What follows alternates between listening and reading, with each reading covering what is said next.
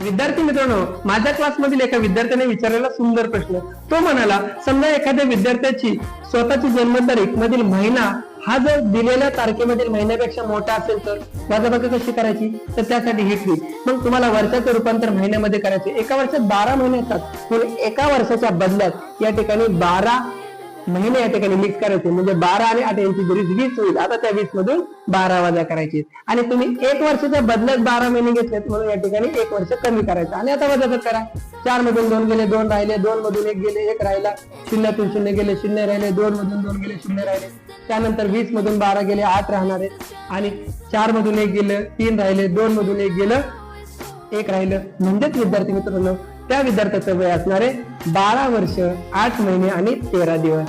असंच जर तुमची जन्मतारीख असेल तर तुम्ही देखील तुमचं वय काढून कमेंट मध्ये सांगा.